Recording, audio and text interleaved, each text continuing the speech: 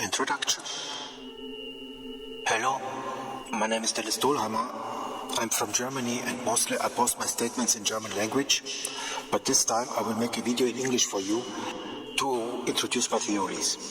I've written 3 books about cosmology and their metaphysics, but in German language. So these books are not only about cosmology and they are not only philosophical. Here in this video, we will talk about the metaphysics of the universe, cosmology. I'm not the first one who had talked about it. It is a very complex and favorite theme. Here in this video, I will explain what I think about the origin of the universe, about gravitation and about higher dimensions. I'm not a physicist and not a mathematician. I have studied philosophy, and as I already said, cosmology is a philosophical and theological matter too, not only for physicists or mathematicians. Mathematics of infinity. Let us keep it short. Mathematics of infinity are different from mathematics of not infinite objects. Not infinite objects are commutative, therefore it is not a difference if you say 3 plus 4 is 7 or 4 plus 3 is 7. X plus epsilon is epsilon plus x. This is commutative. But infinite logics are different.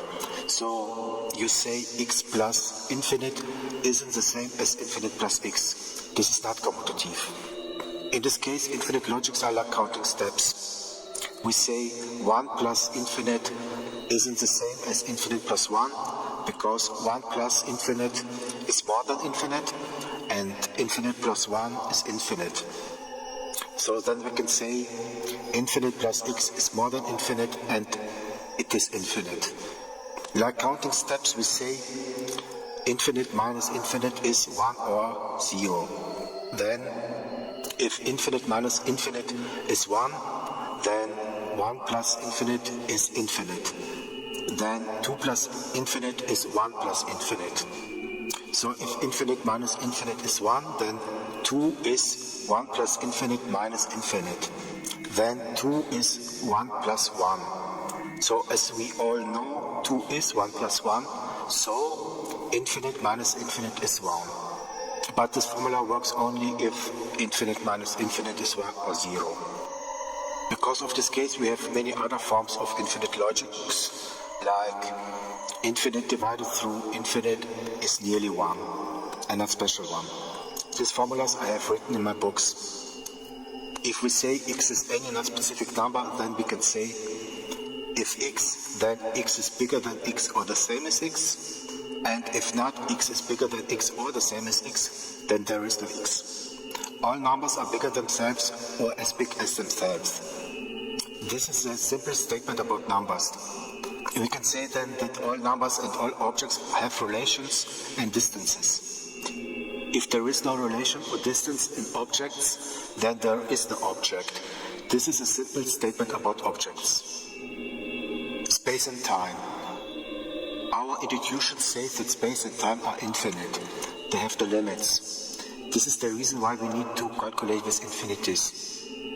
There is energy in space and in time, namely the ether. This energy has a soul and is living, and this energy created everything. This energy has no borders. It has no beginning and no ending. Like we say in our formulas, infinite minus infinite is 1. Infinite minus infinite in space resides as special place. Infinite minus infinite in time resides any moment.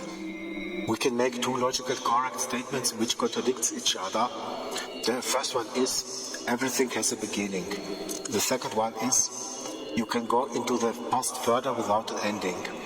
So you can move into the past deeper without an limit. The past has no ending. That means everything has a beginning and past, but the past is infinite and time has no beginning. So as you can understand, the contradiction is that everything has a beginning, but time has no beginning. This is the contradiction. But if time has a form of energy, then the past has energy too. It was the time, the past, which had the universe born. Because if time has energy and the past is infinite, then the past is a form of infinite energy. The past creates the future. Mass and quarks. A hard question is, what is mass and how was it emerged? For this we need to check the theory about quarks. Quarks are partons of energy. The electric charge of a down quark is -1/3. Of an up quark is +2/3. 2 up quarks and 1 down quark make a proton, 2 down quark and 1 up quarks make a neutron. I suggest 3 down quarks make an electron.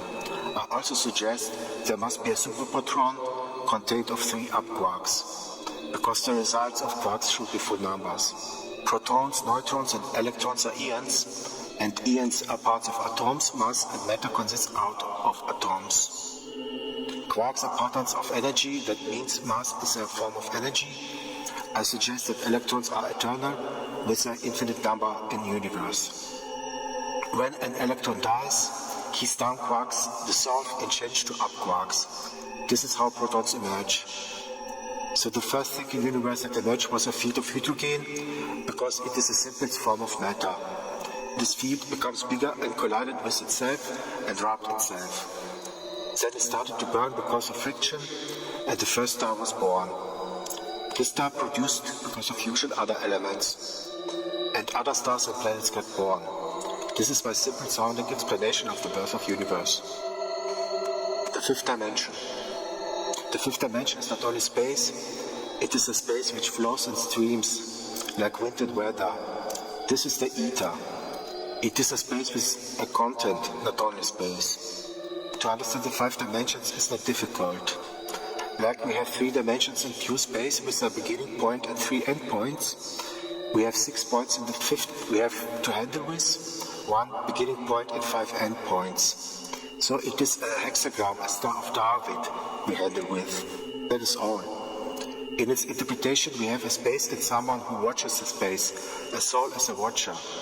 So that is why the fifth dimension represents the life and the soul and its body. We can say body contains of 3 dimensions, soul contains of 2 dimensions. So body and soul contains together 5 dimensions. Gravity. The last point we will mention here is gravity. I don't think there is a gravitative force in the universe. There are many reasons for gravity, like the weight of atmosphere, magnetism, diffusion in the universe, or centrifugal force. But the gravity force is a wrong concept. Around the planet emerge atmosphere because of gases in the universe which move to the planet, or the planet produces gases on its own. Because atmosphere has a weight and cannot move from the planet, and there is no natural force which can move the atmosphere and the objects on the planet away, we have gravity. Because to leave the planet we need a force which pushes us high. But the atmosphere has a weight and it presses on us. We don't need a special concept of gravity. The laws of Newton are enough to understand this. And there is the effect of Galilei. Galilei noticed that objects with different weight fall with the same velocity to the Earth, no matter how much weight they have. For this we can take the atmosphere as explanation too. In relation to the falling object, the weight of atmosphere over the object has a different pressure on the object, and the object has a different pressure on atmosphere under the object.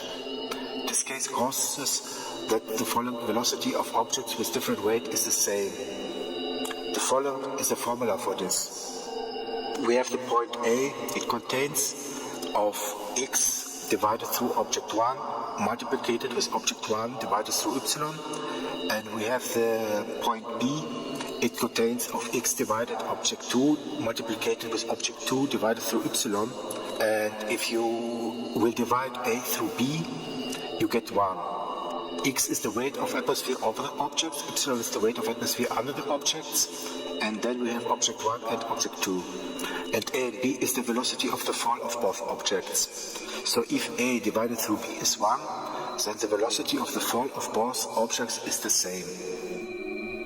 So here you can understand why the objects of different weights fall with the same velocity. So here are my explanations of the universe. Thank you that you have listened. My name is Denis Dolheimer. If you are interested, so you can read my books too. They are in German language, but they are very good.